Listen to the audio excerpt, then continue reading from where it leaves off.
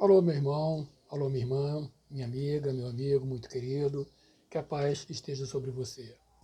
Sabe, irmão, se Deus fosse olhar do céu para a gente, nenhum de nós mereceríamos coisa alguma do Senhor.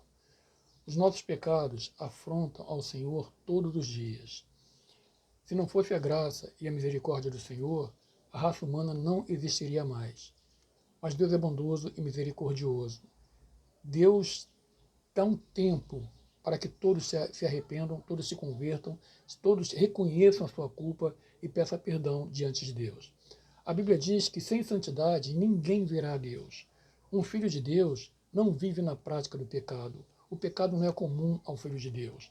O pecado é uma coisa que mata a alma. Ele dá prazer à carne, mas ele mata a alma. O crente, o filho de Deus, aquele que é cristão, que tem compromisso com Deus, quando ele peca, ele se sente triste, se sente incomodado com o pecado. O pecado deve fazer mal a qualquer um. Todos nós estamos sujeitos a pecar. Por isso, João, na sua carta, ele diz: Filhinhos, não pequeis, mas, se pecardes, temos um advogado diante de Deus, que é Cristo Jesus. Deus conhece a nossa natureza, a nossa incapacidade, as nossas falhas. Mas as nossas fraquezas não nos justificam, não é motivo para nós pecarmos, para nós sairmos por aí pecando só porque Deus é amor, Deus é bondoso e é misericordioso.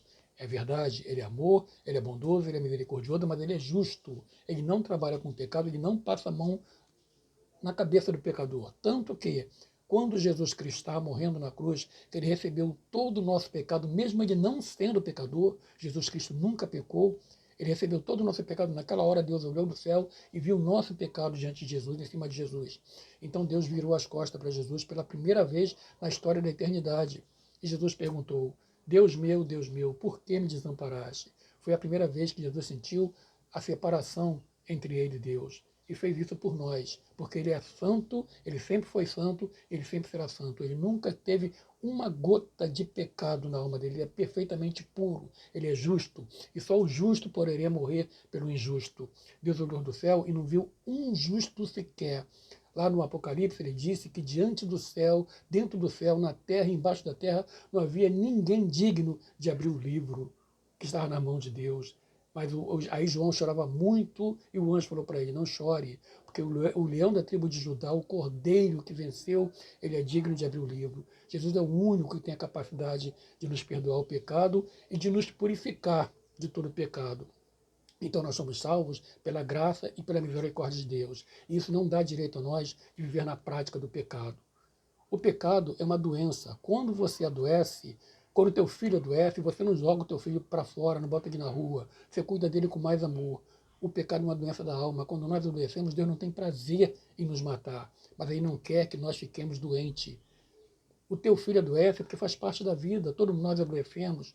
Um dia ou outro a gente vai sentir algum problema, mas o pecado é uma escolha nossa a fazer. A gente escolhe ficar doente. Mas a Bíblia diz: se houver arrependimento, o sangue de Jesus nos purifica de todo pecado. Paulo uma vez falou, ele ficou indignado porque ele perguntou: irmãos, como vocês toleram isso, que no meio de vocês haja um rapaz que durma com a mulher do pai dele? O cara se relacionava intimamente com a mulher do pai dele. Subentende-se, claro, que era a madrasta dele. Então Paulo ficou indignado e falou: irmãos, você não pode aceitar uma coisa dessa, é um escândalo. Faça o seguinte: reúna todos os irmãos, Paulo falando, hein? Reúna todos os irmãos. Eu não vou poder estar aí, porque estou longe, mas estarei aí em espírito. Eu e o Senhor Jesus estaremos aí em espírito, junto com todos os irmãos. Pegue esse iníquo, chamou o cara de iníquo, é um pecado tremendo, um cara muito pecador. Pegue esse iníquo e entregue ele nas mãos de Satanás, para que o corpo dele seja destruído, mas que a alma dele seja salva. Paulo ficou indignado com aquele homem. O corpo dele seria destruído, mas a alma dele seria salva. Claro que eu acredito que aquele homem se arrependeu. Ele deve ter tido uma vida terrível. Ele deve ter tido muito sofrimento. O diabo deve ter posto muita doença, muita depressão. Ele deve ter morrido de uma forma horrível. Porque Paulo falou: para que o corpo dele seja destruído, mas para que a alma seja salva. Você, não importa o tamanho do teu pecado que você está fazendo até agora. Se você se arrepender, o sangue de Jesus te purifica de todo o pecado. Tem gente que bota uma linha reta para você seguir, como se você estivesse andando em cima de uma navalha afiada. Se você deslizar e desequilibrar um pouco, o teu pé é cortado, você recebe chicotada e é lançado para longe da presença de Deus. Deus é santo, Deus não convive com o pecado. Mas se você se arrepender, se você tiver tristeza no teu coração pelo pecado que cometeu, a Bíblia diz que o sangue de Jesus nos purifica de todo o pecado. O Filho de Deus não tem compromisso com o pecado. O Filho de Deus não planeja hoje o pecado que vai cometer amanhã, como o Filho do mundo faz. O filho do mundo peca e, para ele é natural, ele volta para casa e dorme tranquilamente. O homem que realmente é convertido, ele peca e se sente mal. Senhor, eu não sou digno. Quantas vezes você já pecou e se sentiu indigno diante de Deus? Se isso aconteceu, é sinal de que o Espírito Santo ainda se move em você. Mas se você peca e acha natural, vai dormir como se nada tivesse acontecido, meu amigo, você já se divorciou com Deus. Aí a tua situação é muito séria, muito perigosa. Aquele homem cometeu um pecado, o apóstolo Paulo diz que ele era um iníquo. Mas Paulo não jogou ele no inferno. Paulo falou que o corpo dele seja entregue a Satanás para que ele seja destruído, o corpo dele, mas que a alma seja salva. Acredito que aquele homem, depois daquela sentença terrível, ele chegou diante de Deus e se arrependeu e se converteu. Mas com certeza ele teve uma vida terrível e teve um final terrível. Ele não deve ter vivido muito tempo. A Bíblia não fala, não entra em detalhe, mas acredito que a situação dele foi horrorosa. Não foi uma coisa boa. Você não precisa passar disso. A Bíblia diz que o salário do pecado é a morte. E se você viver no pecado, você vai ter consequência do teu pecado. E não vai ser consequência boa, não vai ser coisa boa. Então evite o pecado, fuja do pecado. O pecado mata, o pecado dá muito prazer, o pecado é muito gostoso, mas ele mata a tua alma e humilha o teu corpo. Faz você passar vergonha diante da sociedade, diante da igreja e te afasta de Deus. E não foi para isso que Deus te criou. Se você é um filho de Deus, viva compromissado com Deus. Você vai pecar, você vai cair, porque todos nós somos falhos. Mas você não pode justificar a tua fraqueza para apresentar a Deus como desculpa diante de Deus que você pecou. Não. Cair é uma escolha do homem. A Bíblia diz que não veio uma tentação que estivesse além da nossa capacidade de resistir. Mas volta e meia, todo mundo vai pecar, porque perfeito não somos. Só seremos perfeitos quando estivermos no céu.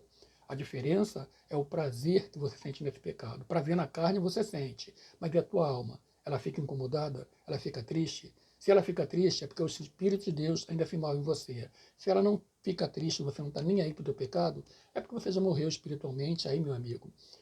Não sei o que dizer para você. Mas se o teu pecado te incomoda, busca Deus, clame por misericórdia, mude. Você sozinho não consegue mudar. A gente não se limpa. A Bíblia diz que pela graça sois salvos por meio da fé.